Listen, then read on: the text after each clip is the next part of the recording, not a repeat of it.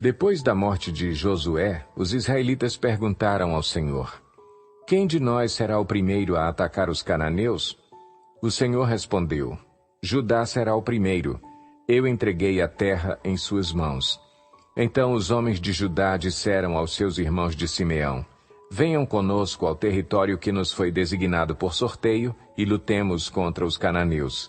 Iremos com vocês para o território que lhes foi dado. E os homens de Simeão foram com eles. Quando os homens de Judá atacaram, o Senhor entregou os cananeus e os ferezeus nas mãos deles, e eles mataram 10.000 homens em Bezeque. Foi lá que encontraram Adoni-Bezeque, lutaram contra ele e derrotaram os cananeus e os ferezeus. Adoni-Bezeque fugiu, mas eles o perseguiram e o prenderam, e lhe cortaram os polegares das mãos e dos pés. Então Adoni-Bezeque disse: 70 reis com os polegares das mãos e dos pés cortados apanhavam migalhas debaixo da minha mesa. Agora Deus me retribuiu aquilo que lhes fiz. Eles o levaram para Jerusalém, onde morreu. Os homens de Judá atacaram também Jerusalém e a conquistaram. Mataram seus habitantes ao fio da espada e a incendiaram. Depois disso, eles desceram para lutar contra os cananeus que viviam na serra, no Neguebe e na Cefelá. Avançaram contra os cananeus que viviam em Hebrom, anteriormente chamada Quiriate-Arba, e derrotaram Sesai, Aimã e Talmai. Dali avançaram contra o povo que morava em Debir, anteriormente chamada Quiriate-Sefer. E disse Calebe: Darei minha filha Axa em casamento ao homem que atacar e conquistar Quiriate-Sefer. Otoniel, filho de Kenaz, irmão mais novo de Calebe, conquistou a cidade. Por isso Calebe lhe deu sua filha Axa por mulher. Um dia, quando já vivia com Otoniel, ela o persuadiu a pedir um campo ao pai dela. Assim que ela desceu do jumento, Calebe lhe perguntou: O que você quer? Ela respondeu: Dê-me um presente. Já que o Senhor me deu terras no Neguebe, dê-me também fontes de água. E Calebe lhe deu as fontes superiores e as inferiores. Os descendentes do sogro de Moisés, o Queneu, saíram da cidade das palmeiras com os homens de Judá e passaram a viver entre o povo do deserto de Judá, no Neguebe, perto de Arade. Depois, os homens de Judá foram com seus irmãos de Simeão e derrotaram os cananeus que viviam em Zefate e destruíram totalmente a cidade. Por essa razão, ela foi chamada Ormá. Os homens de Judá também conquistaram Gaza, Ascalon e Ecrom, com os seus territórios. O Senhor estava com os homens de Judá. Eles ocuparam a Serra Central, mas não conseguiram expulsar os habitantes dos vales, pois estes possuíam carros de guerra feitos de ferro. Conforme Moisés havia prometido, Hebrom foi dada a Calebe, que expulsou de lá os 3 filhos de Enaque. Já os benjamitas deixaram de expulsar os jebuseus que estavam morando em Jerusalém. Os jebuseus vivem ali com os benjamitas até o dia de hoje. Os homens das tribos de José, por sua vez, atacaram Betel, e o Senhor estava com eles. Enviaram espias a Betel, anteriormente chamada Luz. Quando os espias viram um homem saindo da cidade, disseram-lhe: Mostre-nos como entrar na cidade, e nós lhe pouparemos a vida. Ele mostrou como entrar, e eles mataram os habitantes da cidade ao fio da espada, mas pouparam o homem e toda a sua família. Ele foi, então, para a terra dos Hititas, onde fundou uma cidade e lhe deu o nome de Luz, que é o seu nome até o dia de hoje. Manassés, porém, não expulsou o povo de Bet-Seã, o de Taanaque, o de Dor, o de Ibleã, o de Megido, nem tampouco o dos povoados ao redor dessas cidades, pois os cananeus estavam decididos a permanecer naquela terra. Quando Israel se tornou forte, impôs trabalhos forçados aos cananeus, mas não os expulsou completamente. Efraim também não expulsou os cananeus que viviam em Gezer, mas os cananeus continuaram a viver entre eles. Nem Zebulon expulsou os cananeus que viviam em Quitrom e em Naalol, mas estes permaneceram entre eles e foram submetidos a trabalhos forçados. Nem Azer expulsou os que viviam em Aco, Sidom, Alabe, Axibe, Elba, Afeque e Reobe, e, por esse motivo, o povo de Azer vivia entre os cananeus que habitavam naquela terra. Nem Naftali expulsou os que viviam em Bet-Semes e em Bet-Anate, mas o povo de Naftali também vivia entre os cananeus que habitavam a terra, e aqueles que viviam em Bet-Semes e em Bet-Anate passaram a fazer trabalhos forçados para eles. Os amorreus confinaram a tribo de Dan à serra central, não permitindo que descessem ao vale. E os amorreus igualmente estavam decididos a resistir no monte Eres, em Aijalon e em Saalbim, mas, quando as tribos de José ficaram mais poderosas, eles também foram submetidos a trabalhos forçados. A fronteira dos amorreus ia da subida de Acrabim até Selá e mais adiante. O anjo do Senhor subiu de Gilgal a Boquim e disse: Tirei vocês do Egito e os trouxe para a terra que prometi com juramento dar a seus antepassados. Eu disse: Jamais quebrarei a minha aliança com vocês. E vocês não farão acordo com o povo desta terra, mas demolirão os seus altares. Por que vocês não me obedeceram? Portanto, agora lhes digo que não os expulsarei da presença de vocês. Eles serão seus adversários, e os deuses deles serão uma armadilha para vocês. Quando o anjo do Senhor acabou de falar a todos os israelitas, o povo chorou em alta voz. E ao lugar chamaram Boquim. Ali ofereceram sacrifícios ao Senhor. Depois que Josué despediu os israelitas, eles saíram para ocupar a terra, cada um a sua herança. O povo prestou culto ao Senhor durante toda a vida de Josué e dos líderes que sobreviveram a Josué e que tinham visto todos os grandes feitos do Senhor em favor de Israel. Josué, filho de Num, servo do Senhor, morreu com a idade de 110 anos. Foi sepultado na terra de sua herança, em Timnat-Eres, nos montes de Efraim, ao norte do monte Gaás. Depois que toda aquela geração foi reunida a seus antepassados, surgiu uma nova geração que não conhecia o Senhor e o que ele havia feito por Israel. Então os israelitas fizeram o que o Senhor reprova e prestaram culto aos Baalins. Abandonaram o Senhor, o Deus dos seus antepassados, que os havia tirado do Egito, e seguiram e adoraram vários deuses dos povos ao seu redor, provocando a ira do Senhor. Abandonaram o Senhor e prestaram culto a Baal e a Astarote. A ira do Senhor se acendeu contra Israel, e ele os entregou nas mãos de invasores que os saquearam. Ele os entregou aos inimigos ao seu redor, aos quais já não conseguiam resistir. Sempre que os israelitas saíam para a batalha, a mão do Senhor era contra eles para derrotá-los, conforme lhes havia advertido e jurado. Grande angústia os dominava.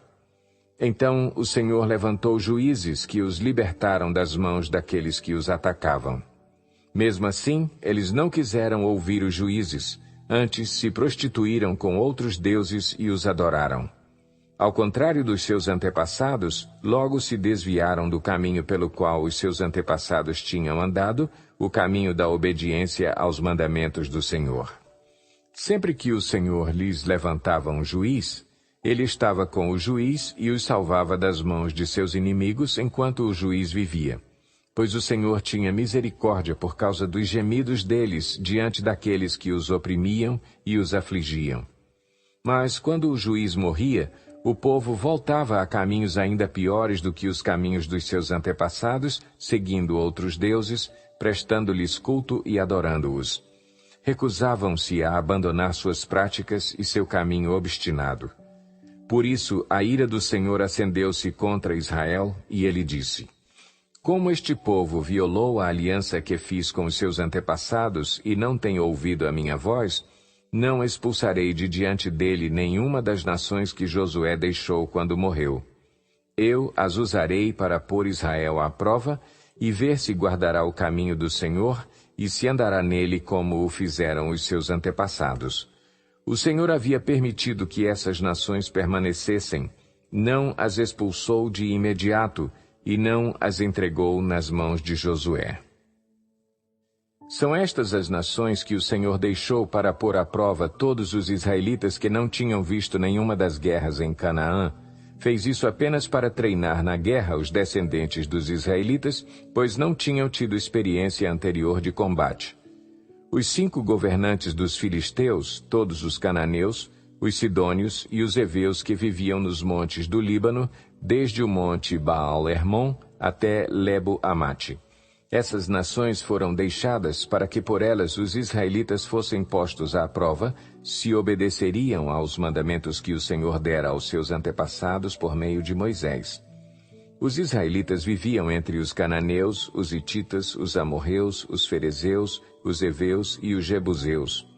Tomaram as filhas deles em casamento e deram suas filhas aos filhos deles e prestaram culto aos deuses deles. Os israelitas fizeram o que o Senhor reprova, pois esqueceram-se do Senhor, o seu Deus, e prestaram culto aos Baalins e a Azerá. Acendeu-se a ira do Senhor de tal forma contra Israel, que ele os entregou nas mãos de Cuxã-Risataim, rei da Mesopotâmia, por quem os israelitas foram subjugados durante 8 anos.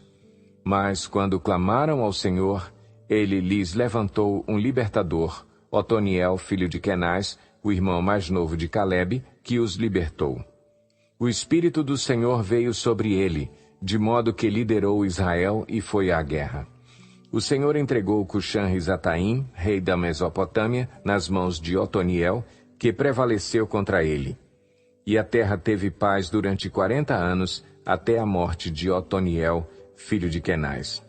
Mais uma vez os israelitas fizeram o que o Senhor reprova, e por isso o Senhor deu a Eglon, rei de Moabe, poder sobre Israel.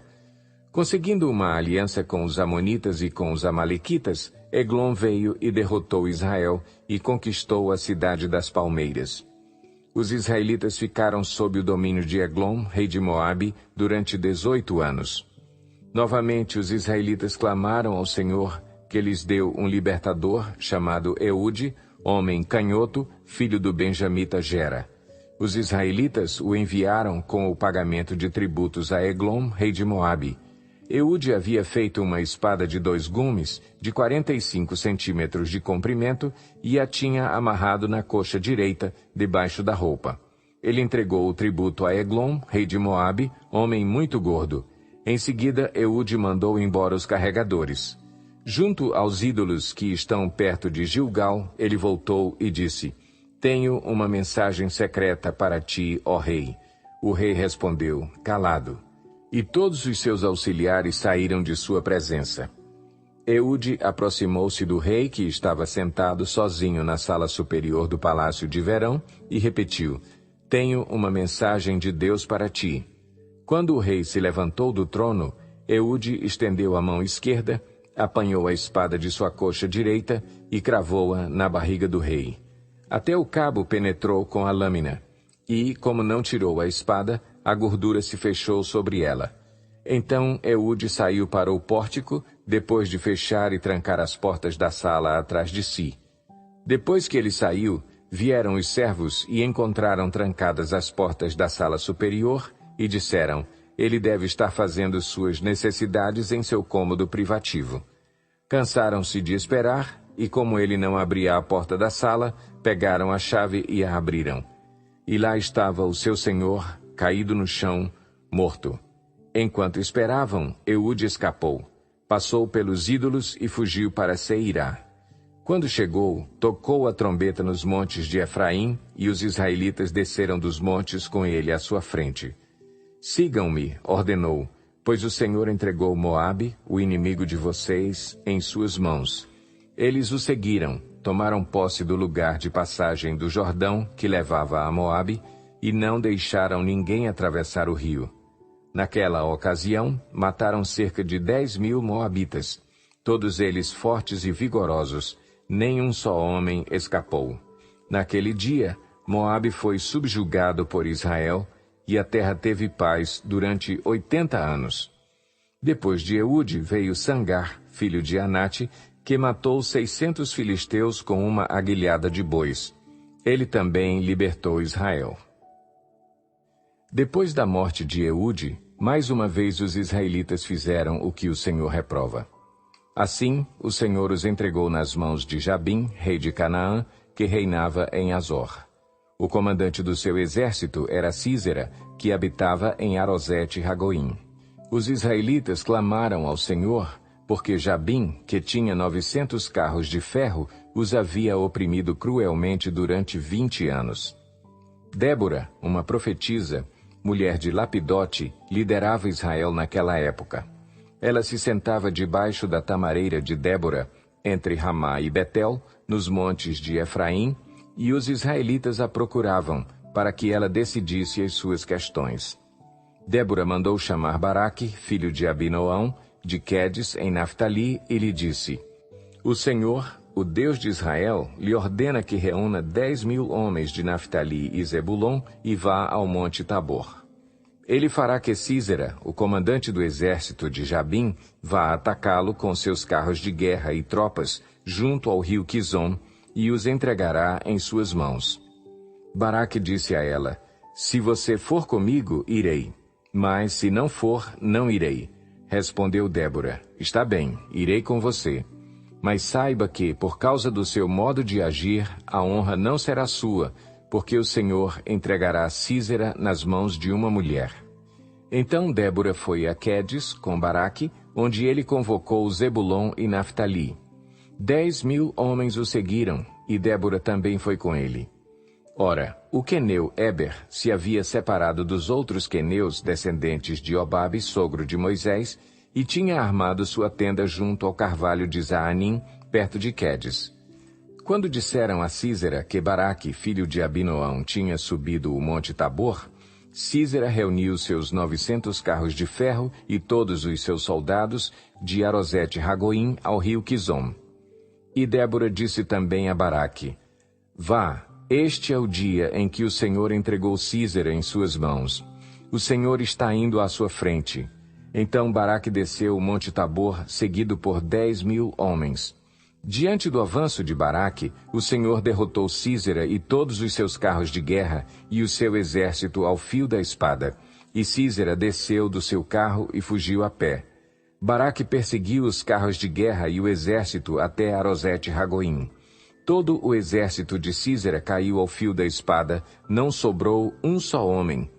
Sísera, porém, fugiu a pé para a tenda de Jael, mulher do queneu Éber, pois havia paz entre Jabim, rei de Azor, e o clã do queneu Éber. Jael saiu ao encontro de Sísera e o convidou: Venha, entre na minha tenda, meu senhor, não tenha medo. Ele entrou e ela o cobriu com um pano. Estou com sede, disse ele. Por favor, dê-me um pouco de água. Ela abriu uma vasilha de leite, feita de couro, deu-lhe de beber e tornou a cobri-lo. E Sísera disse à mulher: Fique à entrada da tenda. Se alguém passar e perguntar se há alguém aqui, responda que não. Entretanto, Jael, mulher de Éber, apanhou uma estaca da tenda e um martelo e aproximou-se silenciosamente enquanto ele, exausto, dormia um sono profundo. E cravou-lhe a estaca na têmpora até penetrar o chão, e ele morreu. Baraque passou à procura de Sísera e Jael saiu ao seu encontro. Venha, disse ela, eu lhe mostrarei o homem que você está procurando. E entrando ele na tenda, viu ali caído Sísera, morto, com a estaca atravessada nas têmporas. Naquele dia, Deus subjugou Jabim, o rei cananeu, perante os israelitas. E os israelitas atacaram cada vez mais a Jabim, o rei cananeu, até que eles o destruíram. Naquele dia, Débora e Baraque, filho de Abinoão, entoaram este cântico. Consagrem-se para a guerra os chefes de Israel. Voluntariamente o povo se apresenta. Louvem o Senhor. Ouçam, ó reis, governantes, escutem. Cantarei ao Senhor. Cantarei, comporei músicas ao Senhor, o Deus de Israel. Ó Senhor, quando saíste de Seir, quando marchaste desde os campos de Edom, a terra estremeceu, os céus gotejaram, as nuvens despejaram água, os montes tremeram perante o Senhor, o Deus do Sinai, perante o Senhor, o Deus de Israel. Nos dias de Sangar, filho de Anate, nos dias de Jael, as estradas estavam desertas, os que viajavam seguiam caminhos tortuosos. Já tinham desistido os camponeses de Israel, já tinham desistido até que eu, Débora, me levantei. Levantou-se uma mãe em Israel. Quando escolheram novos deuses, a guerra chegou às portas e não se via um só escudo ou lança entre 40.000 de Israel. Meu coração está com os comandantes de Israel, com os voluntários dentre o povo. Louvem o Senhor. Vocês, que cavalgam em brancos jumentos, que se assentam em ricos tapetes, que caminham pela estrada, considerem. Mais alto que a voz dos que distribuem água junto aos bebedouros, recitem-se os justos feitos do Senhor, os justos feitos em favor dos camponeses de Israel. Então o povo do Senhor desceu às portas. Desperte, Débora, desperte, desperte, desperte, e rompa em cânticos. Levante-se, Baraque, leve presos os seus prisioneiros, ó filho de Abinoão. Então desceram os restantes e foram aos nobres. O povo do Senhor veio a mim contra os poderosos. Alguns vieram de Efraim, das raízes de Amaleque. Benjamim estava com o povo que seguiu você. De Maquir desceram comandantes, de Zebulon os que levam a vara de oficial. Os líderes de Issacar estavam com Débora. Sim, Issacar também estava com Baraque, apressando-se após ele até o vale. Nas divisões de Ruben houve muita inquietação. Por que vocês permaneceram entre as fogueiras ao ouvir o balido dos rebanhos? Nas divisões de Ruben houve muita indecisão. Gileade permaneceu do outro lado do Jordão. E Dan, por que se deteve junto aos navios? Azer permaneceu no litoral e em suas enseadas ficou. O povo de Zebulon arriscou a vida, como o fez Naftali nas altas regiões do campo. Vieram reis e lutaram. Os reis de Canaã lutaram em Taanaque, junto às águas de Megido, mas não levaram prata alguma, despojo algum. Desde o céu lutaram as estrelas, desde as suas órbitas lutaram contra Císera. O rio Quizon os levou, o antigo rio, o rio Quizon. Avante, minha alma, seja forte. Os cascos dos cavalos faziam tremer o chão, galopavam, galopavam os seus poderosos cavalos. Amaldiçoem Meróis, disse o anjo do Senhor. Amaldiçoem o seu povo, pois não vieram ajudar o Senhor contra os poderosos. Que Jael seja a mais bendita das mulheres. Jael, mulher de Éber, o queneu, seja ela bendita entre as mulheres que habitam em tendas. Ele pediu água, e ela lhe deu leite. Numa tigela digna de príncipes trouxe-lhe coalhada. Ela estendeu a mão e apanhou a estaca da tenda, e com a mão direita o martelo do trabalhador. Golpeou Císera, esmigalhou sua cabeça, esmagou e traspassou suas têmporas. Aos seus pés ele se curvou, caiu e ali ficou prostrado. Aos seus pés ele se curvou e caiu. Onde caiu, ali ficou, morto. Pela janela olhava a mãe de Císera. Atrás da grade ela exclamava: Por que o seu carro se demora tanto? Por que custa a chegar o ruído de seus carros? As mais sábias de suas damas respondiam, e ela continuava falando consigo mesma. Estarão achando e repartindo os despojos?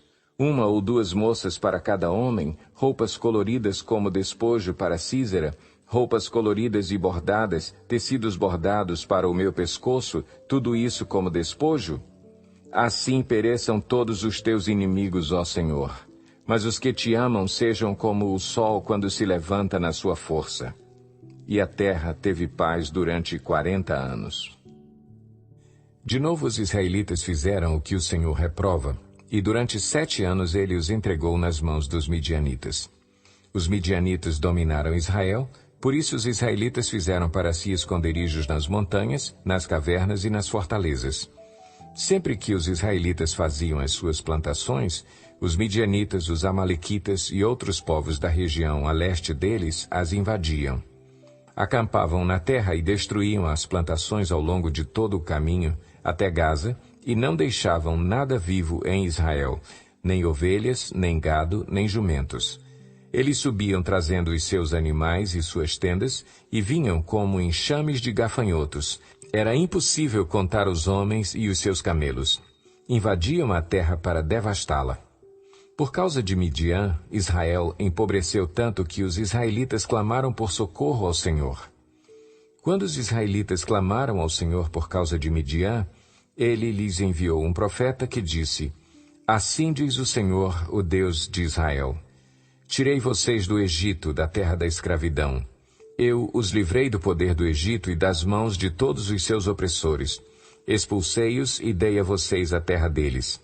E também disse a vocês: Eu sou o Senhor, o seu Deus. Não adorem os deuses dos amorreus em cuja terra vivem, mas vocês não me deram ouvidos. Então o anjo do Senhor veio e sentou-se sob a grande árvore de Ofra, que pertencia ao abiesrita Joás.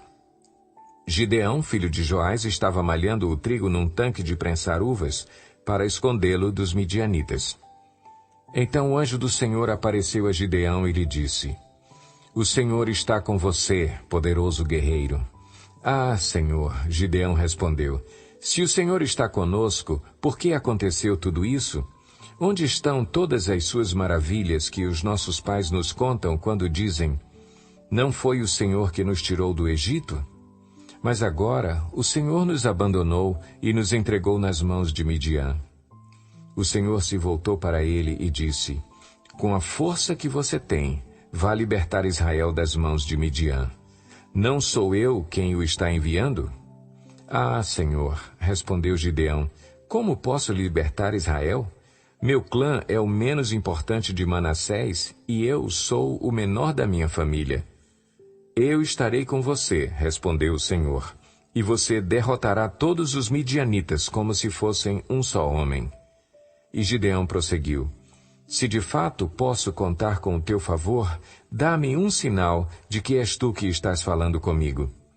Peço-te que não vás embora até que eu volte e traga a minha oferta e a coloque diante de ti.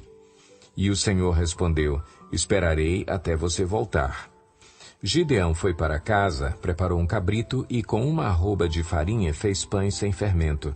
Pôs a carne num cesto e o caldo numa panela, trouxe-os para fora e ofereceu-os a ele sob a grande árvore.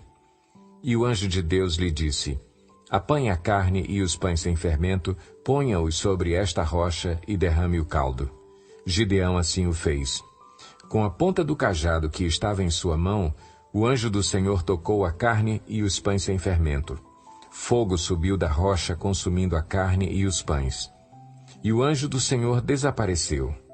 Quando Gideão viu que era o anjo do Senhor, exclamou: Ah, Senhor soberano, vi o anjo do Senhor face a face. Disse-lhe, porém, o Senhor: Paz seja com você, não tenha medo, você não morrerá. Gideão construiu ali um altar em honra ao Senhor e lhe deu este nome: O Senhor é paz.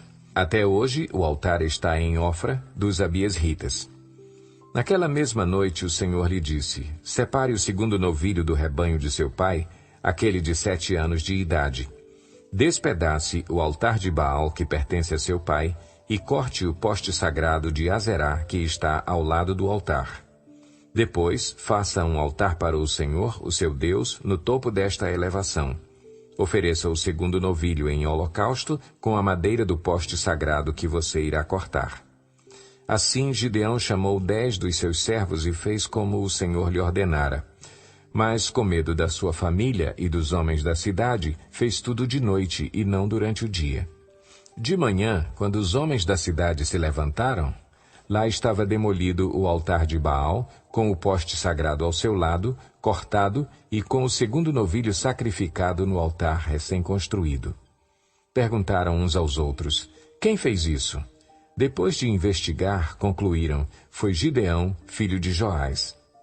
Os homens da cidade disseram a Joás: Traga seu filho para fora, ele deve morrer, pois derrubou o altar de Baal e quebrou o poste sagrado que ficava ao seu lado.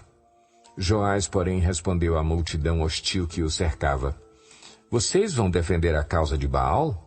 Estão tentando salvá-lo? Quem lutar por ele será morto pela manhã. Se Baal fosse realmente um deus, poderia defender-se quando derrubaram o seu altar.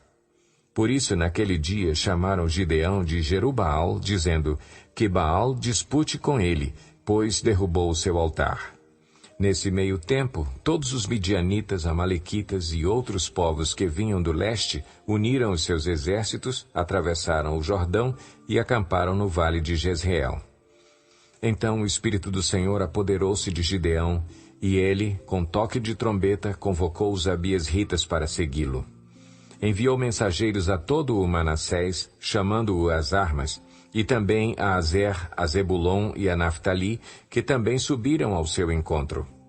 E Gideão disse a Deus: Quero saber se vais libertar Israel por meu intermédio, como prometeste. Vê, colocarei uma porção de lã na eira. Se o orvalho molhar apenas a lã e todo o chão estiver seco, saberei que tu libertarás Israel por meu intermédio, como prometeste. E assim aconteceu. Gideão levantou-se bem cedo no dia seguinte, torceu a lã e encheu uma tigela de água do orvalho. Disse ainda Gideão a Deus: Não se acenda a tua ira contra mim. Deixa-me fazer só mais um pedido. Permite-me fazer mais um teste com a lã. Desta vez, faze ficar seca a lã e o chão coberto de orvalho. E Deus assim fez naquela noite. Somente a lã estava seca, o chão estava todo coberto de orvalho. De madrugada, Jerubaal, isto é, Gideão, e todo o seu exército acampou junto à fonte de Arode. O acampamento de Midian estava ao norte deles, no vale, perto do monte Moré. E o Senhor disse a Gideão: Você tem gente demais para eu entregar Midian nas suas mãos. A fim de que Israel não se orgulhe contra mim, dizendo que a sua própria força o libertou, anuncie, pois, ao povo que todo aquele que estiver tremendo de medo poderá ir embora do monte Gileade. Então 22.000 homens partiram, e ficaram apenas 10.000. Mas o Senhor tornou a dizer a Gideão: Ainda há gente demais. Desça com eles à beira d'água, e eu separarei os que ficarão com você.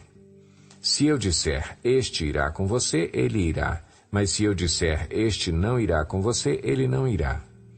Assim Gideão levou os homens à beira d'água, e o Senhor lhe disse: Separe os que beberem a água, lambendo-a como faz o cachorro, daqueles que se ajoelharem para beber.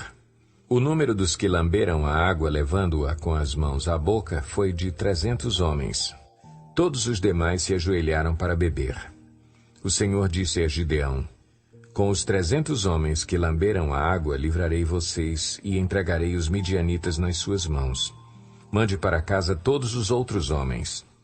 Gideão mandou os israelitas para as suas tendas, mas reteve os 300. E estes ficaram com as provisões e as trombetas dos que partiram. O acampamento de Midian ficava abaixo deles no vale. Naquela noite, o Senhor disse a Gideão: Levante-se e desça ao acampamento, pois vou entregá-lo nas suas mãos. Se você está com medo de atacá-los, desça ao acampamento com o seu servo Pura e ouça o que estiverem dizendo. Depois disso, você terá coragem para atacar. Então ele e o seu servo Pura desceram até os postos avançados do acampamento. Os midianitas, os amalequitas e todos os outros povos que vinham do leste haviam se instalado no vale. Eram numerosos como nuvens de gafanhotos. Assim como não se pode contar a areia da praia, também não se podia contar os seus camelos. Gideão chegou bem no momento em que um homem estava contando seu sonho a um amigo. Tive um sonho, dizia ele.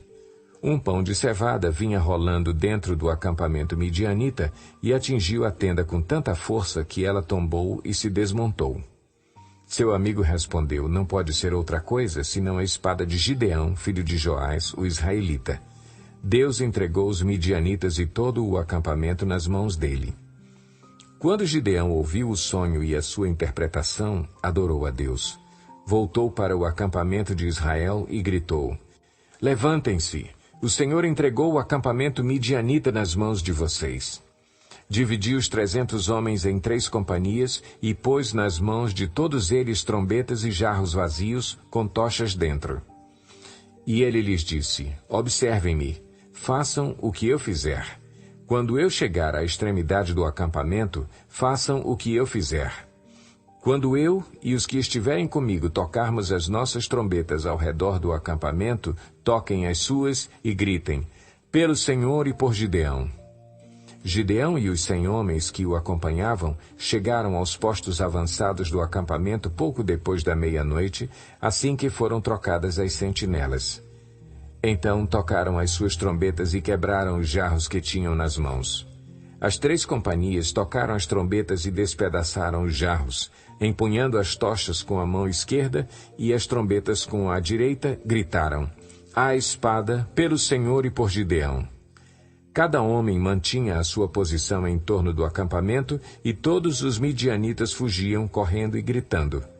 Quando as 300 trombetas soaram, o Senhor fez que em todo o acampamento os homens se voltassem uns contra os outros com as suas espadas.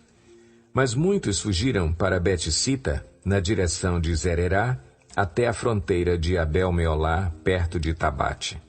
Os israelitas de Naftali, de Azer e de todo o Manassés foram convocados e perseguiram os midianitas.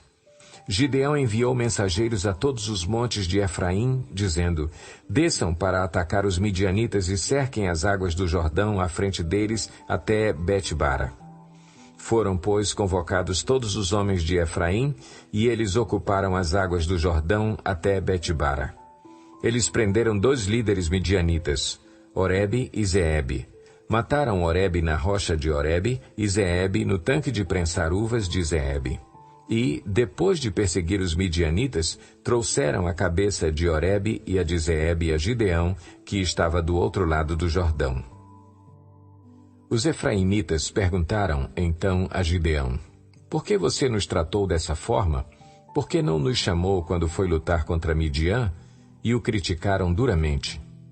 Ele, porém, lhes respondeu: "Que é que eu fiz em comparação com vocês? O resto das uvas de Efraim não são melhores do que toda a colheita de Abiezer? Deus entregou os líderes midianitas Oreb e Zeebe nas mãos de vocês. O que pude fazer não se compara com o que vocês fizeram." Diante disso, acalmou-se a indignação deles contra Gideão. Gideão e seus 300 homens, já exaustos, continuaram a perseguição, chegaram ao Jordão e o atravessaram. Em Sucote, disse ele aos homens dali: "Peço-lhes um pouco de pão para as minhas tropas. Os homens estão cansados, e eu ainda estou perseguindo os reis de Midian, Zeba e Zalmuna." Os líderes de Sucote, porém, disseram: "Ainda não estão em seu poder Zeba e Zalmuna?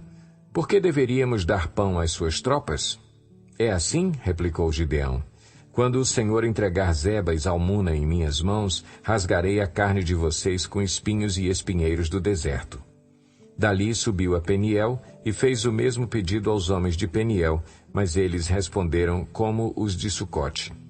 Aos homens de Peniel ele disse: "Quando eu voltar triunfante, destruirei esta fortaleza." Ora, Zeba e Zalmuna estavam em Carcor, e com eles cerca de 15.000 homens. Estes foram todos os que sobraram dos exércitos dos povos que vinham do leste, pois 120.000 homens que portavam espada tinham sido mortos. Gideão subiu pela rota dos nômades, a leste de Noba e Jogbeá, e atacou de surpresa o exército. Zeba e Zalmuna, os 2 reis de Midian, fugiram, mas ele os perseguiu e os capturou, derrotando também o exército. Depois, Gideão, filho de Joás, voltou da batalha pela subida de Eres. Ele capturou um jovem de Sucote e o interrogou. E o jovem escreveu para Gideão os nomes dos 77 líderes e autoridades da cidade. Gideão foi então a Sucote e disse aos homens de lá: "Aqui estão Zeba e Zalmuna, acerca dos quais vocês zombaram de mim, dizendo: ainda não estão em seu poder Zeba e Zalmuna? Por que deveríamos dar pão aos seus homens exaustos?" Gideão prendeu os líderes da cidade de Sucote, castigando-os com espinhos e espinheiros do deserto. Depois derrubou a fortaleza de Peniel e matou os homens daquela cidade. Então perguntou a Zeba e a Zalmuna: "Como eram os homens que vocês mataram em Tabor?" "Eram como você", responderam. "Cada um tinha o porte de um príncipe." Gideão prosseguiu: "Aqueles homens eram meus irmãos, filhos de minha própria mãe. Juro pelo nome do Senhor que, se vocês tivessem poupado a vida deles, eu não mataria vocês." E Gideão voltou-se para Jéter, seu filho mais velho, e lhe disse: "Mate-os." Jéter, porém, teve medo e não desembainhou a espada, pois era muito jovem. Mas Eba e Zalmuna disseram: Venha, mate-nos você mesmo, isso exige coragem de homem. Então Gideão avançou e os matou, e tirou os enfeites do pescoço dos camelos deles. Os israelitas disseram a Gideão: Reine sobre nós, você, seu filho e seu neto, pois você nos libertou das mãos de Midian. Não reinarei sobre vocês, respondeu-lhe Gideão, nem meu filho reinará sobre vocês. O Senhor reinará sobre vocês. E prosseguiu: Só lhes faço um pedido, que cada um de vocês me dê um brinco da sua parte dos despojos. Os ismaelitas costumavam usar brincos de ouro. Eles responderam: De boa vontade os daremos a você. Então estenderam uma capa, e cada homem jogou sobre ela um brinco tirado dos seus despojos. O peso dos brincos de ouro chegou a 20,5 quilos, sem contar os enfeites, os pendentes e as roupas de púrpura que os reis de Midian usavam e os colares que estavam no pescoço de seus camelos. Gideão usou o ouro para fazer um manto sacerdotal que ele colocou em sua cidade, em Ofra. Todo o Israel prostituiu-se, fazendo dele objeto de adoração, e veio a ser uma armadilha para Gideão e sua família. Assim, Midian foi subjugado pelos israelitas e não tornou a erguer a cabeça. Durante a vida de Gideão, a terra desfrutou paz 40 anos. Jerubaal, filho de Joás, retirou-se e foi para casa, onde ficou morando. Teve 70 filhos, todos gerados por ele, pois tinha muitas mulheres. Sua concubina, que morava em Siquém, também lhe deu um filho, a quem ele deu o nome de Abimeleque. Gideão, filho de Joás, morreu em idade avançada e foi sepultado no túmulo de seu pai, Joás, em Ofra dos Abiesritas. Logo depois que Gideão morreu, os israelitas voltaram a prostituir-se com os Baalins, cultuando-os. Ergueram Baal-Berite como seu Deus e não se lembraram do Senhor, o seu Deus, que os tinha livrado das mãos dos seus inimigos em redor. Também não foram bondosos com a família de Jerubaal, isto é, Gideão, pois não reconheceram todo o bem que ele tinha feito a Israel. Abimeleque, filho de Jerubaal, foi aos irmãos de sua mãe em Siquém e disse a eles e a todo o clã da família de sua mãe: Perguntem a todos os cidadãos de Siquém o que é melhor para eles, ter todos os 70 filhos de Jerubaal governando sobre eles ou somente um homem. Lembrem-se de que eu sou sangue do seu sangue. Os irmãos de sua mãe repetiram tudo aos anciãos de Siquém, e estes se mostraram propensos a seguir Abimeleque, pois disseram: Ele é nosso irmão. Deram-lhe 70 peças de prata tiradas do templo de Baal-Berite, as quais Abimeleque usou para contratar alguns desocupados e vadios que se tornaram seus seguidores. Foi à casa de seu pai em Ofra e matou seus 70 irmãos, filhos de Jerubaal, sobre uma rocha. Mas Jotão, o filho mais novo de Jerubaal, escondeu-se e escapou. Então todos os cidadãos de Siquém e de Bet-Milo reuniram-se ao lado do carvalho, junto à coluna de Siquém, para coroar Abimeleque rei. Quando Jotão soube disso, subiu ao topo do monte Gerizim e gritou para eles: Ouçam-me, cidadãos de Siquém, para que Deus os ouça. Certo dia, as árvores saíram para ungir um rei para si. Disseram à oliveira: Seja o nosso rei. A oliveira, porém, respondeu: Deveria eu renunciar ao meu azeite, com o qual se presta honra aos deuses e aos homens, para dominar sobre as árvores? Então as árvores disseram à figueira: Venha ser o nosso rei. A figueira, porém, respondeu: Deveria eu renunciar ao meu fruto saboroso e doce para dominar sobre as árvores? Depois as árvores disseram à videira: Venha ser o nosso rei. A videira, porém, respondeu: Deveria eu renunciar ao meu vinho que alegra os deuses e os homens para ter domínio sobre as árvores? Finalmente todas as árvores disseram ao espinheiro: Venha ser o nosso rei. O espinheiro disse às árvores: Se querem realmente ungir-me rei sobre vocês, venham abrigar-se à minha sombra. Do contrário, sairá fogo do espinheiro e consumirá até os cedros do Líbano. Será que vocês agiram de fato com sinceridade quando fizeram Abimeleque rei? Foram justos com Jerubaal e sua família, como ele merecia? Meu pai lutou por vocês e arriscou a vida para livrá-los das mãos de Midian. Hoje, porém, vocês se revoltaram contra a família de meu pai, mataram seus 70 filhos sobre a mesma rocha e proclamaram Abimeleque, o filho de sua escrava, rei sobre os cidadãos de Siquém pelo fato de ser irmão de vocês. Se hoje vocês de fato agiram com sinceridade para com Jerubaal e sua família, alegrem-se com Abimeleque e alegre-se ele com vocês. Entretanto, se não foi assim, que saia fogo de Abimeleque e consuma os cidadãos de Siquém e de Bet-Milo, e que saia fogo dos cidadãos de Siquém e de Bet-Milo e consuma Abimeleque. Depois Jotão fugiu para Beer, onde ficou morando, longe de seu irmão Abimeleque. Fazia 3 anos que Abimeleque governava Israel, quando Deus enviou um espírito maligno entre Abimeleque e os cidadãos de Siquém, e estes agiram traiçoeiramente contra Abimeleque. Isso aconteceu para que o crime contra os 70 filhos de Jerubaal, o derramamento do sangue deles, fosse vingado em seu irmão Abimeleque e nos cidadãos de Siquém que o ajudaram a assassinar os seus irmãos. Os cidadãos de Siquém enviaram homens para o alto das colinas para emboscarem os que passassem por ali, e Abimeleque foi informado disso. Nesse meio tempo, Gaal, filho de Ebed, mudou-se com seus parentes para Siquém, cujos cidadãos confiavam nele. Sucedeu que foram ao campo, colheram uvas, pisaram-nas e fizeram uma festa no templo do seu Deus. Comendo e bebendo, amaldiçoaram Abimeleque. Então Gaal, filho de Ebed, disse: Quem é Abimeleque para que o sirvamos? E quem é Siquém? Não é ele o filho de Jerubaal? E não é Zebul o seu representante? Sirvam aos homens de Amor, o pai de Siquém. Por que servir a Abimeleque?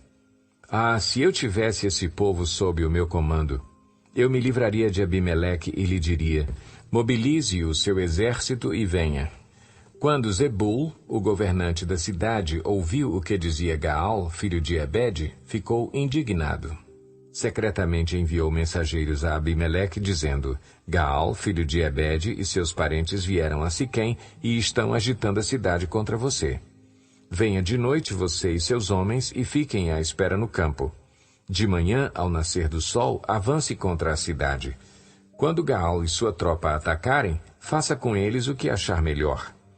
E assim Abimeleque e todas as suas tropas partiram de noite e prepararam emboscadas perto de Siquém em 4 companhias. Ora, Gaal, filho de Ebed, tinha saído e estava à porta da cidade quando Abimeleque e seus homens saíram da sua emboscada. Quando Gaal os viu, disse a Zebul: Veja, vem gente descendo do alto das colinas. Zebul, porém, respondeu: Você está confundindo as sombras dos montes com homens. Mas Gaal tornou a falar: Veja, vem gente descendo da parte central do território e uma companhia está vindo pelo caminho do carvalho dos adivinhadores. Disse-lhe Zebul: Onde está toda aquela sua conversa? Você dizia: Quem é Abimeleque, para que o sirvamos? Não são estes os homens que você ridicularizou? Saia e lute contra eles. Então Gaal conduziu para fora os cidadãos de Siquém e lutou contra Abimeleque. Abimeleque o perseguiu e ele fugiu. Muitos dos homens de Siquém caíram mortos ao longo de todo o caminho até a porta da cidade. Abimeleque permaneceu em Arumá e Zebul expulsou Gaal e os seus parentes de Siquém. No dia seguinte, o povo de Siquém saiu aos campos e Abimeleque ficou sabendo disso. Então dividiu seus homens em 3 companhias e armou emboscadas no campo. Quando viu o povo saindo da cidade, levantou-se contra ele e atacou-o. Abimeleque e as tropas que estavam com ele avançaram até a porta da cidade. Então 2 companhias avançaram sobre os que estavam nos campos e os mataram. E Abimeleque atacou a cidade o dia todo, até conquistá-la e matar o seu povo. Depois destruiu a cidade e espalhou sal sobre ela. Ao saberem disso, os cidadãos que estavam na torre de Siquém entraram na fortaleza do templo de El-Berite. Quando Abimeleque soube que se haviam reunido lá, ele e todos os seus homens subiram o monte Zalmon. Ele apanhou um machado, cortou um galho de árvore e o pôs nos ombros. Então deu esta ordem aos homens que estavam com ele: Rápido, façam o que eu estou fazendo. Todos os homens cortaram galhos e seguiram Abimeleque. Empilharam os galhos junto à fortaleza e a incendiaram. Assim morreu também o povo que estava na torre de Siquém, cerca de 1.000 homens e mulheres.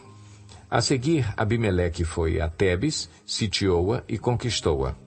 Mas dentro da cidade havia uma torre bastante forte, para a qual fugiram todos os homens e mulheres, todo o povo da cidade. Trancaram-se por dentro e subiram para o telhado da torre. Abimeleque foi para a torre e atacou-a. E quando se aproximava da entrada da torre para incendiá-la, uma mulher jogou uma pedra de moinho na cabeça dele e lhe rachou o crânio. Imediatamente ele chamou seu escudeiro e lhe ordenou: "Tire a espada e mate-me, para que não digam que uma mulher me matou." Então o jovem o atravessou e ele morreu. Quando os israelitas viram que Abimeleque estava morto, voltaram para casa. Assim Deus retribuiu a maldade que Abimeleque praticara contra o seu pai, matando os seus 70 irmãos. Deus fez também os homens de Siquém pagarem por toda a sua maldade. A maldição de Jotão, filho de Jerubaal, caiu sobre eles. Depois de Abimeleque, um homem de Issacar chamado Tolá, filho de Puá, filho de Dodô, levantou-se para libertar Israel. Ele morava em Samir, nos montes de Efraim, e liderou Israel durante 23 anos. Então morreu e foi sepultado em Samir. Depois dele veio Jair, de Gileade, que liderou Israel durante 22 anos. Teve 30 filhos que montavam 30 jumentos. Eles tinham autoridade sobre 30 cidades, as quais até hoje são chamadas povoados de Jair, e ficam em Gileade. Quando Jair morreu, foi sepultado em Camom. Mais uma vez os israelitas fizeram o que o Senhor reprova. Serviram aos Baalins, às imagens de Astarote, aos deuses de Arã, aos deuses de Sidom, aos deuses de Moabe, aos deuses dos Amonitas e aos deuses dos Filisteus. E como os israelitas abandonaram o Senhor e não mais lhe prestaram culto, a ira do Senhor se acendeu contra eles. Ele os entregou nas mãos dos filisteus e dos amonitas, que naquele ano os humilharam e os oprimiram. Durante 18 anos oprimiram todos os israelitas do lado leste do Jordão, em Gileade, terra dos amorreus. Os amonitas também atravessaram o Jordão para lutar contra Judá, contra Benjamim e contra a tribo de Efraim, e grande angústia dominou Israel. Então os israelitas clamaram ao Senhor, dizendo: "Temos pecado contra ti, pois abandonamos o nosso Deus e prestamos culto aos Baalins." O Senhor respondeu: "Quando os egípcios, os amorreus, os amonitas, os filisteus, os sidônios, os amalequitas e os maonitas os oprimiram, e vocês clamaram a mim, eu os libertei das mãos deles. Mas vocês me abandonaram e prestaram culto a outros deuses, por isso não os livrarei mais. Clamem aos deuses que vocês escolheram, que eles os livrem na hora do aperto." Os israelitas, porém, disseram ao Senhor: "Nós pecamos. Faze conosco o que achares melhor, mas te rogamos, livra-nos agora." Então eles se desfizeram dos deuses estrangeiros que havia entre eles e prestaram culto ao Senhor. E ele não pôde mais suportar o sofrimento de Israel. Quando os amonitas foram convocados e acamparam em Gileade, os israelitas reuniram-se e acamparam em Mispá. Os líderes do povo de Gileade disseram uns aos outros: "Quem iniciar o ataque contra os amonitas será chefe dos que vivem em Gileade." Jefté, o gileadita, era um guerreiro valente. Sua mãe era uma prostituta, seu pai chamava-se Gileade. A mulher de Gileade também lhe deu filhos que, quando já estavam grandes, expulsaram Jefté, dizendo: "Você não vai receber nenhuma herança de nossa família, pois é filho de outra mulher." Então Jefté fugiu dos seus irmãos e se estabeleceu em Tobi. Ali um bando de vadios uniu-se a ele e o seguia. Algum tempo depois, quando os amonitas entraram em guerra contra Israel, os líderes de Gileade foram buscar Jefté em Tobi.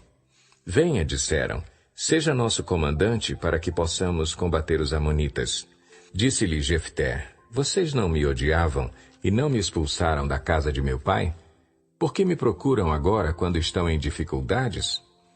Apesar disso, agora estamos apelando para você, responderam os líderes de Gileade. Venha conosco combater os amonitas, e você será o chefe de todos os que vivem em Gileade.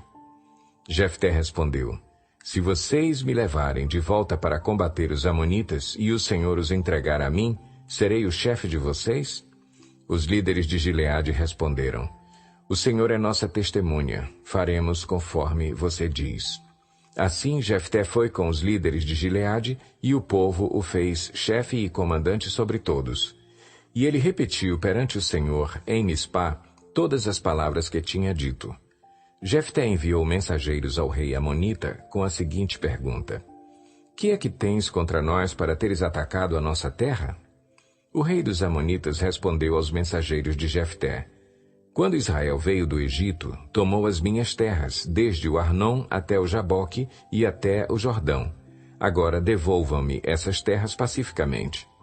Jefté mandou de novo mensageiros ao rei amonita, dizendo, assim diz Jefté, Israel não tomou a terra de Moabe e tampouco a terra dos amonitas.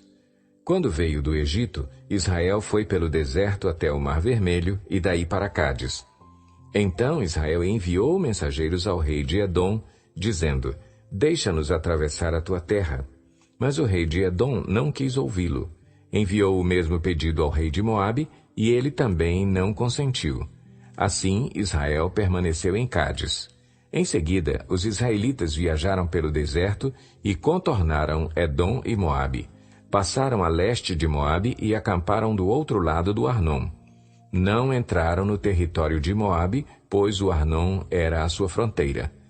Depois, Israel enviou mensageiros a Seom, rei dos amorreus, em Esbom, e lhe pediu, deixa-nos atravessar a tua terra para irmos ao lugar que nos pertence. Seom, porém, não acreditou que Israel fosse apenas atravessar o seu território. Assim convocou todos os seus homens, acampou em Jaza e lutou contra Israel. Então, o Senhor, o Deus de Israel, entregou Seom e todos os seus homens nas mãos de Israel, e este os derrotou. Israel tomou posse de todas as terras dos amorreus que viviam naquela região, conquistando-a por inteiro, desde o Arnon até o Jaboque e desde o deserto até o Jordão. Agora que o Senhor, o Deus de Israel, expulsou os amorreus da presença de Israel, seu povo, queres tu tomá-la? Acaso não tomas posse daquilo que o teu Deus Camus te dá? Da mesma forma tomaremos posse do que o Senhor, o nosso Deus, nos deu. És tu melhor do que Balaque, filho de Zippor, rei de Moabe? Entrou ele alguma vez em conflito com Israel ou lutou com ele? Durante 300 anos Israel ocupou Esbom, Aroer, os povoados ao redor e todas as cidades às margens do Arnon. Por que não os reconquistaste todo esse tempo? Nada fiz contra ti, mas tu estás cometendo um erro lutando contra mim. Que o Senhor, o juiz, julgue hoje a disputa entre os israelitas e os amonitas. Entretanto, o rei de Amon não deu atenção à mensagem de Jefté. Então o Espírito do Senhor se apossou de Jefté. Este atravessou Gileade e Manassés, passou por Mispá de Gileade e daí avançou contra os amonitas. E Jefté fez este voto ao Senhor. Se entregares os amonitas nas minhas mãos, aquele que estiver saindo da porta da minha casa ao meu encontro, quando eu retornar da vitória sobre os amonitas, será do Senhor, e eu o oferecerei em holocausto. Então Jefté foi combater os amonitas, e o Senhor os entregou nas suas mãos. Ele conquistou 20 cidades, desde Aroer até as vizinhanças de Minite, chegando a Abel-Queramim. Assim, os amonitas foram subjugados pelos israelitas. Quando Jefté chegou à sua casa em Mispá, sua filha saiu ao seu encontro dançando ao som de tamborins. E ela era filha única. Ele não tinha outro filho ou filha. Quando a viu, rasgou suas vestes e gritou, Ah, minha filha! Estou angustiado e desesperado por sua causa, pois fiz ao Senhor um voto que não posso quebrar. Meu pai, respondeu ela, sua palavra foi dada ao Senhor. Faça comigo o que prometeu, agora que o Senhor o vingou dos seus inimigos, os amonitas. E prosseguiu, Mas conceda-me 2 meses para vagar pelas colinas e chorar com as minhas amigas, porque jamais me casarei.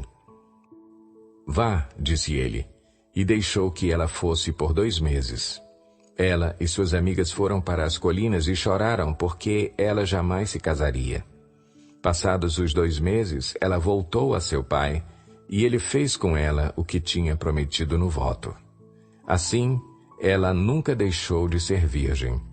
Daí vem o costume em Israel de saírem as moças durante 4 dias todos os anos para celebrar a memória da filha de Jefté, o gileadita.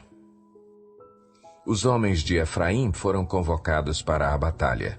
Dirigiram-se para Zafon e disseram a Jefté: Por que você foi lutar contra os amonitas sem nos chamar para irmos juntos? Vamos queimar a sua casa e você junto. Jefté respondeu: Eu e meu povo estávamos envolvidos numa grande contenda com os amonitas, e, embora eu os tenha chamado, vocês não me livraram das mãos deles. Quando vi que vocês não ajudariam, arrisquei a vida e fui lutar contra os amonitas, e o Senhor me deu a vitória sobre eles. E por que vocês vieram para cá hoje? Para lutar contra mim? Jefté reuniu então todos os homens de Gileade e lutou contra Efraim. Os gileaditas feriram os efraimitas porque estes tinham dito: Vocês, gileaditas, são desertores de Efraim e de Manassés. Os gileaditas tomaram as passagens do Jordão que conduziam a Efraim. Sempre que um fugitivo de Efraim dizia: Deixem-me atravessar, os homens de Gileade perguntavam: Você é efraimita? Se respondesse que não, diziam: Então diga Shibolete. Se ele dissesse Sibolete, sem conseguir pronunciar corretamente a palavra, prendiam-no e matavam-no no lugar de passagem do Jordão. 42.000 efraimitas foram mortos naquela ocasião. Jefté liderou Israel durante 6 anos.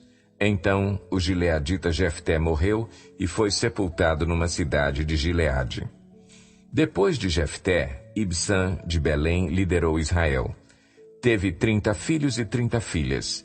Deu suas filhas em casamento a homens de fora do seu clã e trouxe para os seus filhos 30 mulheres de fora do seu clã. Ibsã liderou Israel durante 7 anos. Então Ibsã morreu e foi sepultado em Belém. Depois dele, Elon, da tribo de Zebulon, liderou Israel durante 10 anos.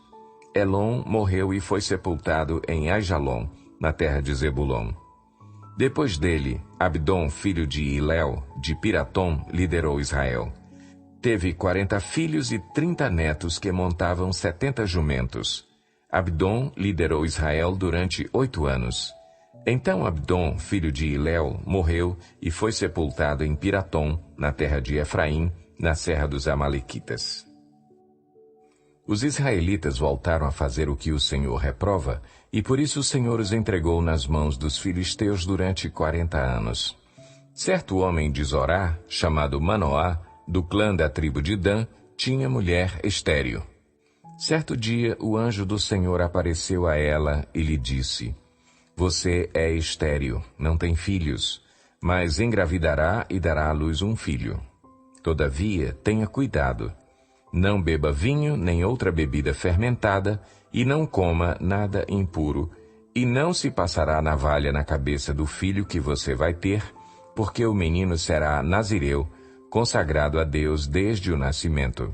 Ele iniciará a libertação de Israel das mãos dos filisteus.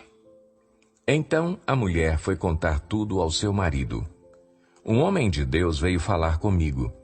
Era como um anjo de Deus, de aparência impressionante. Não lhe perguntei de onde tinha vindo, e ele não me disse o seu nome, mas ele me assegurou: Você engravidará e dará à luz um filho. Todavia não beba vinho, nem outra bebida fermentada, e não coma nada impuro, porque o menino será nazireu, consagrado a Deus desde o nascimento até o dia da sua morte. Então Manoá orou ao Senhor: Senhor, eu te imploro que o homem de Deus que enviaste volte para nos instruir sobre o que fazer com o menino que vai nascer. Deus ouviu a oração de Manoá, e o anjo de Deus veio novamente falar com a mulher, quando ela estava sentada no campo.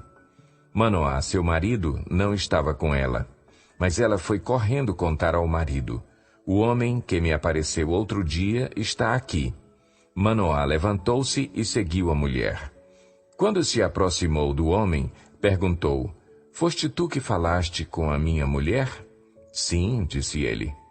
Quando as tuas palavras se cumprirem, Manoá perguntou: como devemos criar o menino? O que ele deverá fazer? O anjo do Senhor respondeu: sua mulher terá que seguir tudo o que eu lhe ordenei. Ela não poderá comer nenhum produto da videira, nem vinho ou bebida fermentada, nem comer nada impuro. Terá que obedecer a tudo o que eu lhe ordenei. Manoá disse ao anjo do Senhor: gostaríamos que ficasses conosco, queremos oferecer-te um cabrito. O anjo do Senhor respondeu: se eu ficar, não comerei nada. Mas se você preparar um holocausto, ofereça-o ao Senhor. Manoá não sabia que ele era o anjo do Senhor.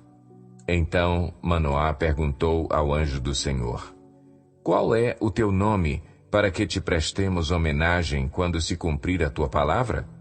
Ele respondeu: por que pergunta o meu nome? Meu nome está além do entendimento. Então Manoá apanhou um cabrito e a oferta de cereal e os ofereceu ao Senhor sobre uma rocha. E o Senhor fez algo estranho enquanto Manoá e sua mulher observavam. Quando a chama do altar subiu ao céu, o anjo do Senhor subiu na chama. Vendo isso, Manoá e sua mulher prostraram-se, rosto em terra. Como o anjo do Senhor não voltou a manifestar-se a Manoá e a sua mulher, Manoá percebeu que era o anjo do Senhor. Sem dúvida vamos morrer, disse ele à mulher, pois vimos a Deus. Mas a mulher respondeu: se o Senhor tivesse a intenção de nos matar, não teria aceitado o holocausto e a oferta de cereal das nossas mãos, não nos teria mostrado todas essas coisas e não nos teria revelado o que agora nos revelou. A mulher deu à luz um menino e pôs-lhe o nome de Sansão.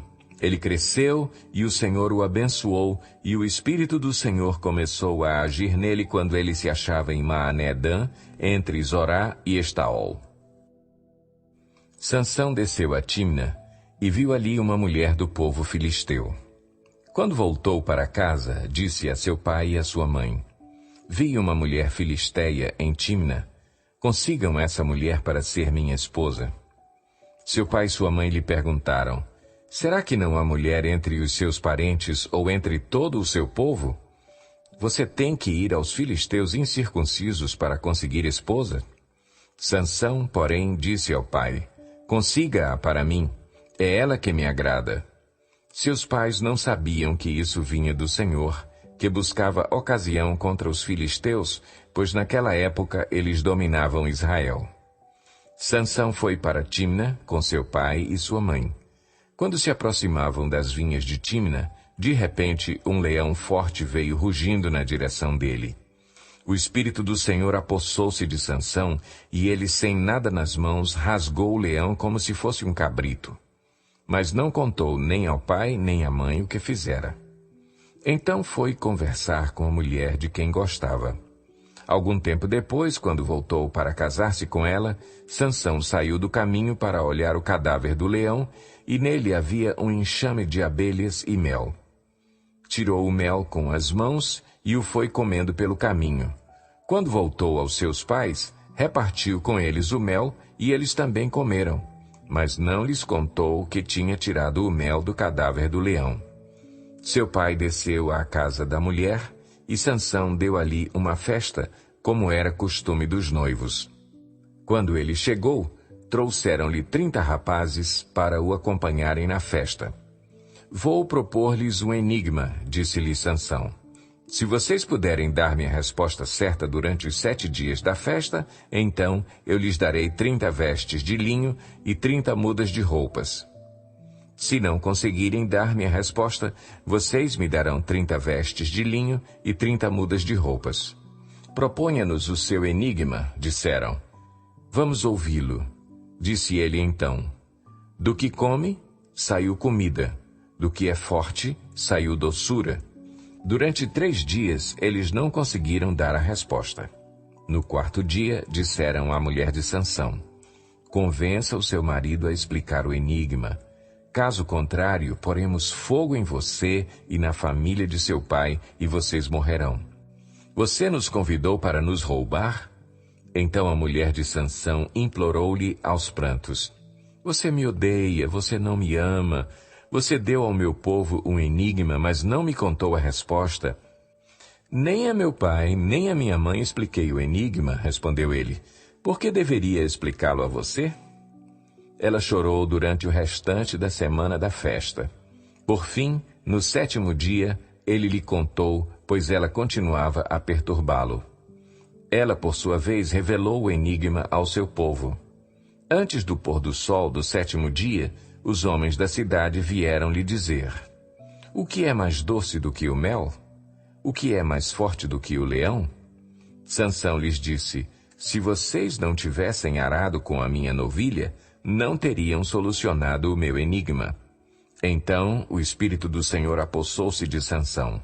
Ele desceu a Ascalon, matou 30 homens, pegou as suas roupas e as deu aos que tinham explicado o enigma.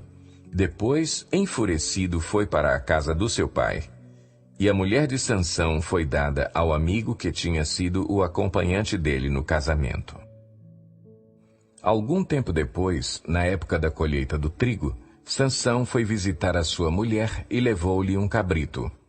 Vou ao quarto da minha mulher, disse ele. Mas o pai dela não quis deixá-lo entrar. Eu estava tão certo de que você a odiava, disse ele, que a dei ao seu amigo. A sua irmã mais nova não é mais bonita? Fique com ela no lugar da irmã. Sansão lhes disse: desta vez ninguém poderá me culpar quando eu acertar as contas com os filisteus. Então saiu, capturou 300 raposas e as amarrou aos pares pela cauda. Depois prendeu uma tocha em cada par de caudas.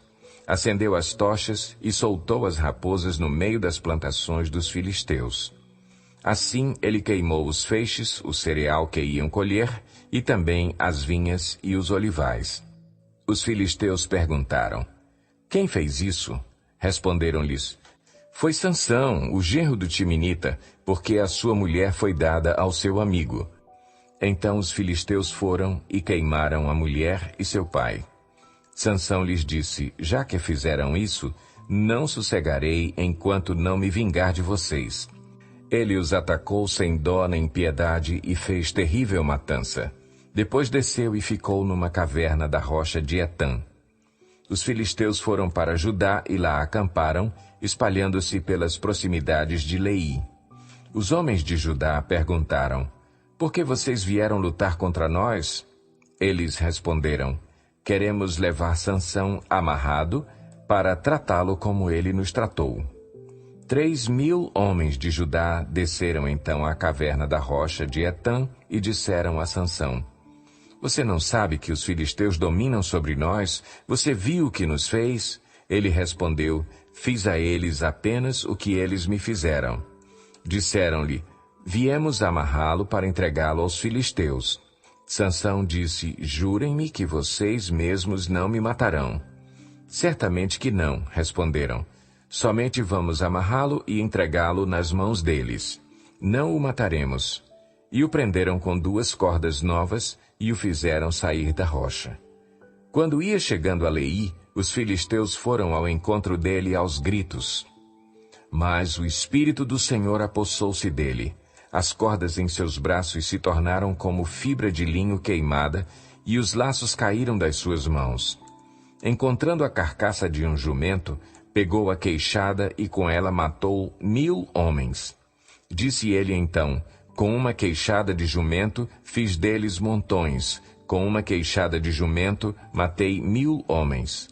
Quando acabou de falar, jogou fora a queixada, e o local foi chamado Ramate-Leí. Sansão estava com muita sede e clamou ao Senhor: deste pela mão de teu servo esta grande vitória. Morrerei eu agora de sede para cair nas mãos dos incircuncisos? Deus, então, abriu a rocha que há em Leí, e dela saiu água. Sansão bebeu, suas forças voltaram e ele recobrou o ânimo. Por esse motivo, essa fonte foi chamada de En-Hacoré, e ainda lá está, em Leí. Sansão liderou Israel durante 20 anos, no tempo do domínio dos filisteus. Certa vez Sansão foi a Gaza, viu ali uma prostituta e passou a noite com ela. Disseram ao povo de Gaza: Sansão está aqui. Então cercaram o local e ficaram à espera dele a noite toda, junto à porta da cidade. Não se moveram a noite inteira, dizendo: ao amanhecer o mataremos. Sansão, porém, ficou deitado só até a meia-noite.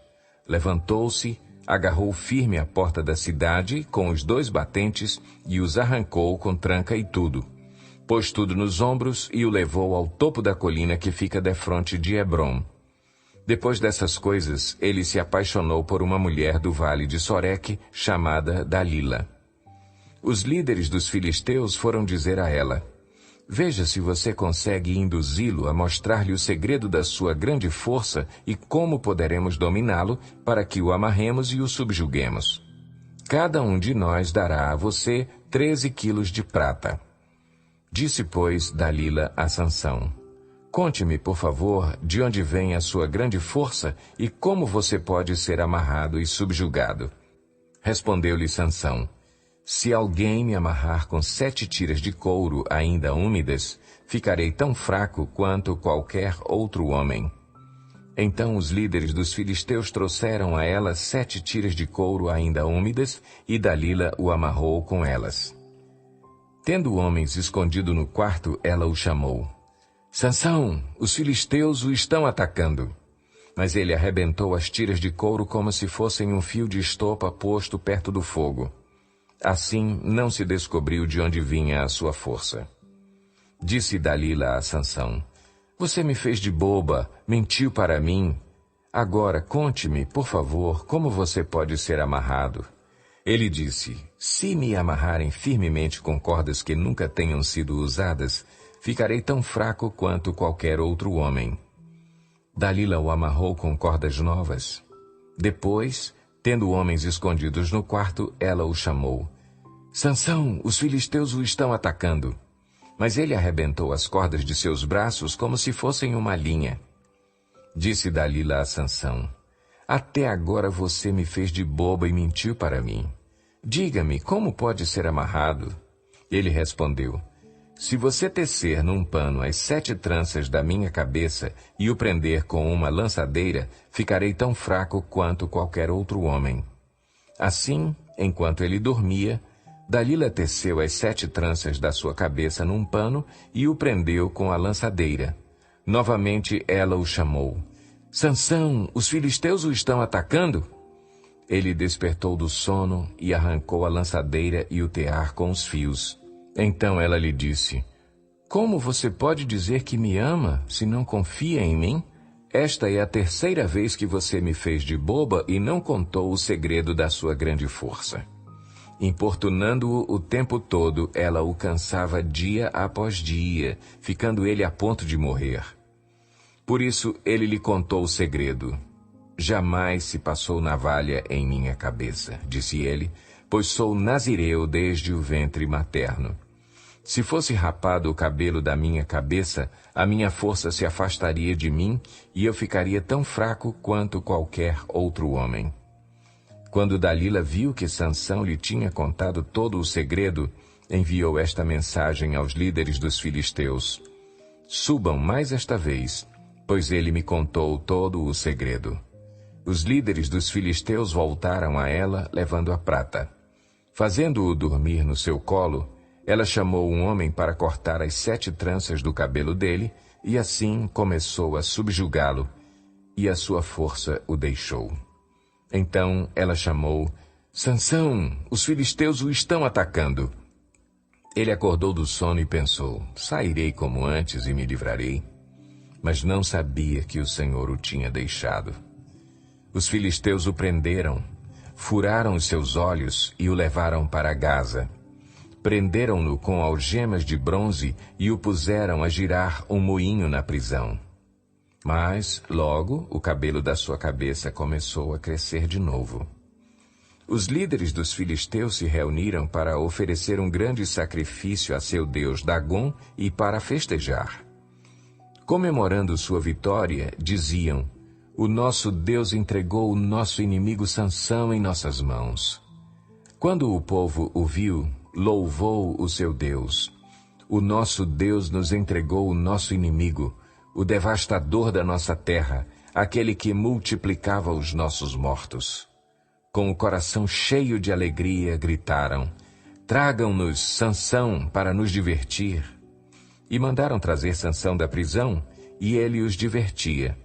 Quando o puseram entre as colunas, Sansão disse ao jovem que o guiava pela mão: "Ponha-me onde eu possa apalpar as colunas que sustentam o templo, para que eu me apoie nelas."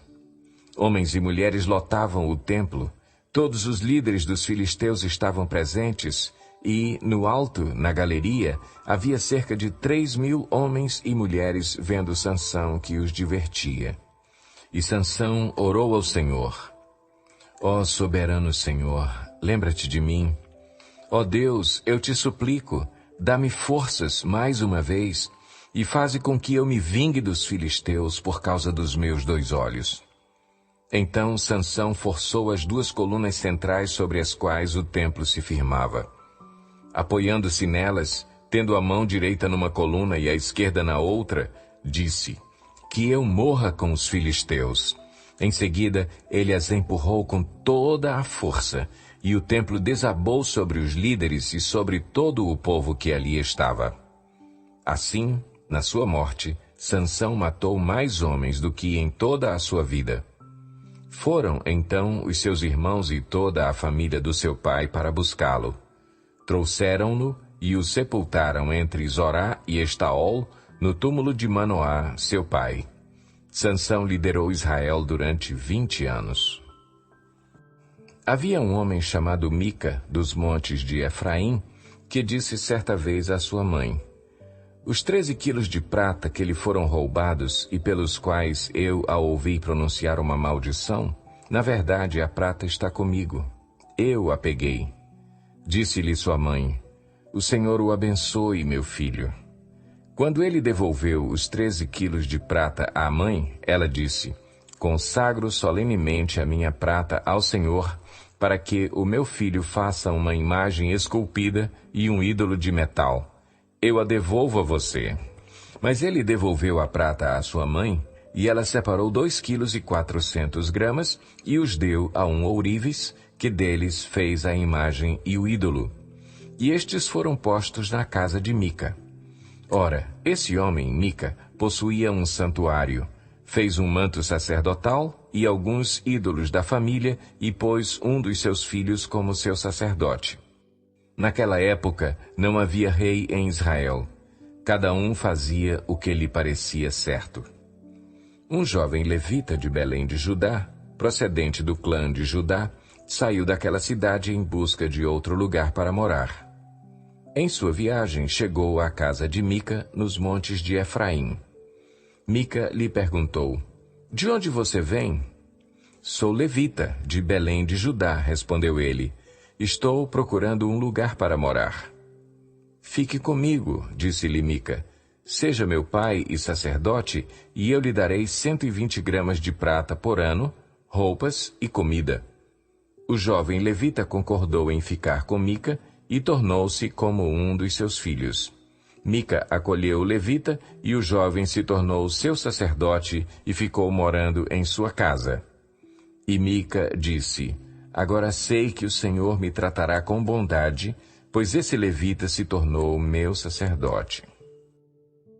Naquela época, não havia rei em Israel, e a tribo de Dan estava procurando um local onde estabelecer-se, pois ainda não tinha recebido herança entre as tribos de Israel.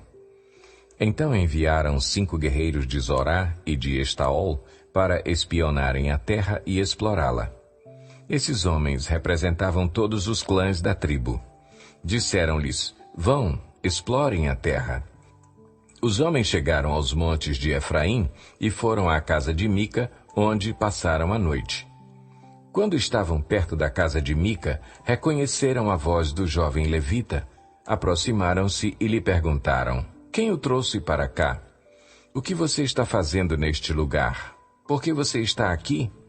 O jovem lhes contou o que Mica fizera por ele, e disse: ele me contratou, e eu sou seu sacerdote. Então eles lhe pediram: pergunte a Deus se a nossa viagem será bem-sucedida. O sacerdote lhes respondeu: vão em paz, sua viagem tem a aprovação do Senhor.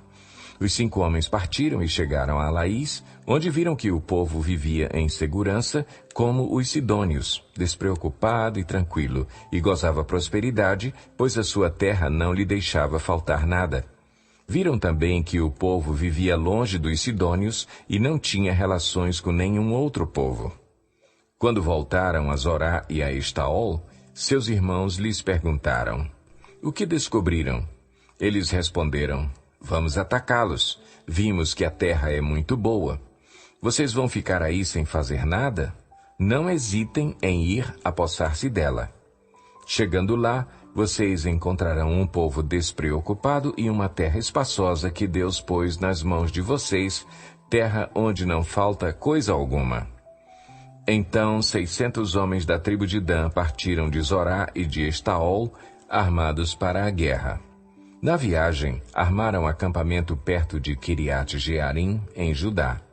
É por isso que até hoje o local a oeste de Quiriate-Jearim é chamado Maané-Dan. Dali foram para os montes de Efraim e chegaram à casa de Mica.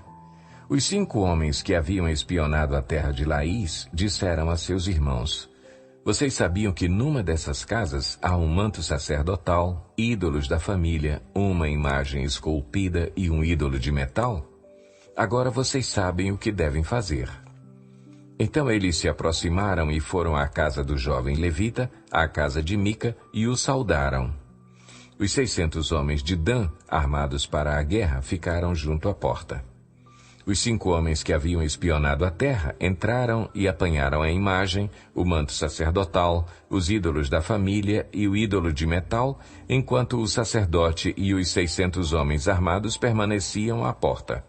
Quando os homens entraram na casa de Mica e apanharam a imagem, o manto sacerdotal, os ídolos da família e o ídolo de metal, o sacerdote lhes perguntou: que é que vocês estão fazendo? Eles lhe responderam: silêncio, não diga nada. Venha conosco e seja nosso pai e sacerdote. Não será melhor para você servir como sacerdote uma tribo e um clã de Israel do que apenas a família de um só homem? Então o sacerdote se alegrou, apanhou o manto sacerdotal, os ídolos da família e a imagem esculpida e se juntou à tropa. Pondo os seus filhos, os seus animais e os seus bens na frente deles, partiram de volta. Quando já estavam a certa distância da casa, os homens que moravam perto de Mica foram convocados e alcançaram os homens de Dan. Como vinham gritando atrás deles, estes se voltaram e perguntaram a Mica: qual é o seu problema? Por que convocou os seus homens para lutar? Ele respondeu: vocês estão levando embora os deuses que fiz e o meu sacerdote. O que me sobrou? Como é que ainda podem perguntar: qual é o seu problema? Os homens de Dan responderam: não discuta conosco, senão alguns homens de temperamento violento o atacarão e você e a sua família perderão a vida. E assim os homens de Dan seguiram seu caminho. Vendo que eles eram fortes demais para ele, Mica virou-se e voltou para casa. Os homens de Dan levaram o que Mica fizera e o seu sacerdote e foram para Laís, lugar de um povo pacífico e despreocupado. Eles mataram todos ao fio da espada e queimaram a cidade. Não houve quem os livrasse, pois viviam longe de Sidom e não tinham relações com nenhum outro povo. A cidade ficava num vale que se estende até Bet-Reob. Os homens de Dan reconstruíram a cidade e se estabeleceram nela. Deram à cidade anteriormente chamada Laís o nome de Dan, em homenagem a seu antepassado Dan, filho de Israel. Eles levantaram para si o ídolo, e Jonatas, filho de Gerson, neto de Moisés, e os seus filhos foram sacerdotes da tribo de Dan, até que o povo foi para o exílio. Ficaram com o ídolo feito por Mica durante todo o tempo em que o santuário de Deus esteve em Siló. Naquela época não havia rei em Israel. Aconteceu que um levita que vivia nos montes de Efraim, numa região afastada, tomou para si uma concubina que era de Belém de Judá. Mas ela lhe foi infiel. Deixou-o e voltou para a casa do seu pai, em Belém de Judá. 4 meses depois, seu marido foi convencê-la a voltar. Ele tinha levado o seu servo e 2 jumentos. A mulher o levou para dentro da casa do seu pai e, quando seu pai o viu, alegrou-se. O sogro dele o convenceu a ficar ali, e ele permaneceu com eles 3 dias, todos comendo, bebendo e dormindo ali. No 4º dia, eles se levantaram cedo e o levita se preparou para partir. Mas o pai da moça disse ao genro: "Coma alguma coisa, e depois vocês poderão partir." Os 2 se assentaram para comer e beber juntos. Mas o pai da moça disse: "Eu lhe peço que fique esta noite e que se alegre." E, quando o homem se levantou para partir, seu sogro o convenceu a ficar ainda aquela noite. Na manhã do 5º dia, quando ele se preparou para partir, o pai da moça disse: "Vamos comer, espere até a tarde." E os 2 comeram juntos. Então, quando o homem, sua concubina e seu servo levantaram-se para partir, o pai da moça disse outra vez: "Veja, o dia está quase acabando, é quase noite, passe a noite aqui. Fique e alegre-se. Amanhã de madrugada vocês poderão levantar-se e ir para casa." Não desejando ficar outra noite, o homem partiu rumo a Jebus, isto é, Jerusalém, com 2 jumentos selados e com a sua concubina. Quando estavam perto de Jebus e já se findava o dia, o servo disse a seu senhor: "Venha, vamos parar nesta cidade dos Jebuseus e passar a noite aqui." O seu senhor respondeu: Não vamos entrar numa cidade estrangeira cujo povo não é israelita. Iremos para Gibeá." E acrescentou: "Ande, vamos tentar chegar a Gibeá ou a Ramá e passar a noite num desses lugares." Então prosseguiram, e o sol se pôs quando se aproximavam de Gibeá de Benjamim. Ali entraram para passar a noite. Foram sentar-se na praça da cidade, e ninguém os convidou para passarem a noite em sua casa. Naquela noite, um homem idoso procedente dos montes de Efraim e que estava morando em Gibeá, os homens do lugar eram benjamitas, voltava de seu trabalho no campo. Quando viu o viajante na praça da cidade, o homem idoso perguntou: "Para onde você está indo? De onde vem?" Ele respondeu: "Estamos de viagem, indo de Belém de Judá para uma região afastada, nos montes de Efraim, onde moro. Fui a Belém de Judá e agora estou indo ao santuário do Senhor. Mas aqui ninguém me recebeu em casa. Temos palha e forragem para os nossos jumentos e para nós mesmos, que somos seus servos. Temos pão e vinho, para mim, para a sua serva e para o jovem que está conosco. Não temos falta de nada." "Você é bem-vindo em minha casa", disse o homem idoso. "Vou atendê-lo no que você precisar. Não passe a noite na praça." E os levou para a sua casa e alimentou os jumentos. Depois de lavarem os pés, comeram e beberam alguma coisa. Quando estavam entretidos, alguns vadios da cidade cercaram a casa. Esburrando a porta, gritaram para o homem idoso, dono da casa: "Traga para fora o homem que entrou em sua casa, para que tenhamos relações com ele." O dono da casa saiu e lhes disse: "Não sejam tão perversos, meus amigos. Já que esse homem é meu hóspede, não cometam essa loucura. Vejam, aqui está a minha filha virgem e a concubina do meu hóspede. Eu as trarei para vocês, e vocês poderão usá-las e fazer com elas o que quiserem. Mas nada façam com esse homem, não cometam tal loucura." Mas os homens não quiseram ouvi-lo. Então o levita mandou a sua concubina para fora, e eles a violentaram e abusaram dela a noite toda. Ao alvorecer, a deixaram. Ao romper do dia, a mulher voltou para a casa onde o seu senhor estava hospedado, caiu junto à porta e ali ficou até o dia clarear. Quando o seu senhor se levantou de manhã, abriu a porta da casa e saiu para prosseguir viagem, lá estava a sua concubina, caída à entrada da casa, com as mãos na soleira da porta. Ele lhe disse: "Levante-se, vamos." Não houve resposta. Então o homem a pôs em seu jumento e foi para casa. Quando chegou, apanhou uma faca e cortou o corpo da sua concubina em 12 partes e as enviou a todas as regiões de Israel. Todos os que viram isso disseram: "Nunca se viu nem se fez uma coisa dessas desde o dia em que os israelitas saíram do Egito." Pensem, reflitam, digam o que se deve fazer. Então todos os israelitas de Dan a Berseba e de Gileade saíram como um só homem e se reuniram em assembleia perante o Senhor em Mispá. Os líderes de todo o povo das tribos de Israel tomaram seus lugares na assembleia do povo de Deus, 400.000 soldados armados de espada. Os benjamitas souberam que os israelitas haviam subido a Mispá. Os israelitas perguntaram: "Como aconteceu essa perversidade?" Então o levita, marido da mulher assassinada, disse: "Eu e a minha concubina chegamos a Gibeá de Benjamim para passar a noite. Durante a noite os homens de Gibeá vieram para atacar-me e cercaram a casa, com a intenção de matar-me. Então violentaram minha concubina e ela morreu. Peguei minha concubina, cortei-a em pedaços e enviei um pedaço a cada região da herança de Israel, pois eles cometeram essa perversidade e esse ato vergonhoso em Israel. Agora, todos vocês, israelitas, manifestem-se e deem o seu veredito." Todo o povo se levantou como se fosse um só homem, dizendo: "Nenhum de nós irá para casa, nenhum de nós voltará para o seu lar. Mas é isto que faremos agora contra Gibeá.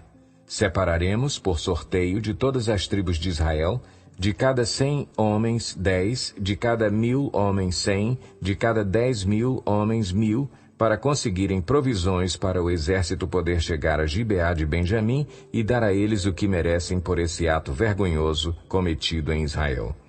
E todos os israelitas se ajuntaram e se uniram como um só homem contra a cidade. As tribos de Israel enviaram homens a toda a tribo de Benjamim, dizendo: "O que vocês dizem dessa maldade terrível que foi cometida no meio de vocês? Agora, entreguem esses canalhas de Gibeá para que os matemos e eliminemos esse mal de Israel." Mas os benjamitas não quiseram ouvir seus irmãos israelitas. Vindos de suas cidades, reuniram-se em Gibeá para lutar contra os israelitas. Naquele dia, os benjamitas mobilizaram 26.000 homens armados de espada que vieram das suas cidades, além de 700 melhores soldados que viviam em Gibeá. Dentre todos esses soldados havia 700 canhotos, muito hábeis, e cada um deles podia atirar com a funda uma pedra num cabelo sem errar. Israel, sem os de Benjamim, convocou 400.000 homens armados de espada, todos eles homens de guerra. Os israelitas subiram a Betel e consultaram a Deus. "Quem de nós irá lutar primeiro contra os benjamitas?" perguntaram. O Senhor respondeu: "Judá irá primeiro." Na manhã seguinte, os israelitas se levantaram e armaram acampamento perto de Gibeá. Os homens de Israel saíram para lutar contra os benjamitas e tomaram posição de combate contra eles em Gibeá. Os benjamitas saíram de Gibeá e naquele dia mataram 22.000 israelitas no campo de batalha. Mas os homens de Israel procuraram animar-se uns aos outros e novamente ocuparam as mesmas posições do primeiro dia. Os israelitas subiram, choraram perante o Senhor até a tarde e consultaram o Senhor. "Devemos atacar de novo os nossos irmãos benjamitas?" O Senhor respondeu: "Vocês devem atacar." Então os israelitas avançaram contra os benjamitas no segundo dia. Dessa vez, quando os benjamitas saíram de Gibeá para enfrentá-los, derrubaram outros 18.000 israelitas, todos eles armados de espada. Então todos os israelitas subiram a Betel e ali se assentaram, chorando perante o Senhor. Naquele dia jejuaram até a tarde e apresentaram holocaustos e ofertas de comunhão ao Senhor. E os israelitas consultaram ao Senhor. Naqueles dias a arca da aliança estava ali, e Finéias, filho de Eleazar, filho de Arão, ministrava perante ela. Perguntaram: sairemos de novo ou não para lutar contra os nossos irmãos benjamitas? O Senhor respondeu: vão, pois amanhã eu os entregarei nas suas mãos. Então os israelitas armaram uma emboscada em torno de Gibeá. Avançaram contra os benjamitas no terceiro dia e tomaram posição contra Gibeá, como tinham feito antes. Os benjamitas saíram para enfrentá-los e foram atraídos para longe da cidade. Começaram a ferir alguns dos israelitas como tinham feito antes, e uns 30 homens foram mortos em campo aberto e nas estradas, uma que vai para Betel e a outra que vai para Gibeá. Enquanto os benjamitas diziam: nós os derrotamos como antes, os israelitas diziam: vamos retirar-nos e atraí-los para longe da cidade, para as estradas. Todos os homens de Israel saíram dos seus lugares e ocuparam posições em Baal-Tamar, e a emboscada israelita atacou da sua posição a oeste de Gibeá. Então 10.000 dos melhores soldados de Israel iniciaram um ataque frontal contra Gibeá. O combate foi duro, e os benjamitas não perceberam que a desgraça estava próxima deles. O Senhor derrotou Benjamim perante Israel, e naquele dia os israelitas feriram 25.100 benjamitas, todos armados de espada. Então os benjamitas viram que estavam derrotados. Os israelitas bateram em retirada diante de Benjamim, pois confiavam na emboscada que tinham preparado perto de Gibeá. Os da emboscada avançaram repentinamente para dentro de Gibeá, espalharam-se e mataram todos os habitantes da cidade à espada. Os israelitas tinham combinado com os da emboscada que estes fariam subir da cidade uma grande nuvem de fumaça, e então os israelitas voltariam a combater. Os benjamitas tinham começado a ferir os israelitas, matando cerca de 30 deles, e disseram: nós os derrotamos como na primeira batalha. Mas, quando a coluna de fumaça começou a se levantar da cidade, os benjamitas se viraram e viram a fumaça subindo ao céu. Então os israelitas se voltaram contra eles, e os homens de Benjamim ficaram apavorados, pois perceberam que a sua desgraça havia chegado. Assim, fugiram da presença dos israelitas tomando o caminho do deserto, mas não conseguiram escapar do combate. E os homens de Israel que saíram das cidades os mataram ali. Cercaram os benjamitas e os perseguiram, e facilmente os alcançaram nas proximidades de Gibeá, no lado leste. 18.000 benjamitas morreram, todos eles soldados valentes. Quando se viraram e fugiram rumo ao deserto, para a rocha de Rimon, os israelitas abateram 5.000 homens ao longo das estradas. Até Gidom eles pressionaram os benjamitas e mataram mais de 2.000 homens. Naquele dia 25.000 benjamitas que portavam espada morreram, todos eles soldados valentes. 600 homens, porém, viraram as costas e fugiram para o deserto, para a rocha de Rimon, onde ficaram durante 4 meses. Os israelitas voltaram a Benjamim e passaram todas as cidades à espada, matando inclusive os animais e tudo o que encontraram nelas. E incendiaram todas as cidades por onde passaram. Os homens de Israel tinham feito este juramento em Mispá: nenhum de nós dará sua filha em casamento a um benjamita. O povo foi a Betel, onde estava sentado perante Deus até a tarde, chorando alto e amargamente. Ó Senhor, Deus de Israel, lamentaram, por que aconteceu isso em Israel? Por que teria que faltar hoje uma tribo em Israel? Na manhã do dia seguinte, o povo se levantou cedo, construiu um altar e apresentou holocaustos e ofertas de comunhão. Os israelitas perguntaram: quem dentre todas as tribos de Israel deixou de vir à assembleia perante o Senhor? Pois tinham feito um juramento solene de que qualquer que deixasse de se reunir perante o Senhor em Mispá seria morto. Os israelitas prantearam pelos seus irmãos benjamitas. Hoje uma tribo foi eliminada de Israel, diziam.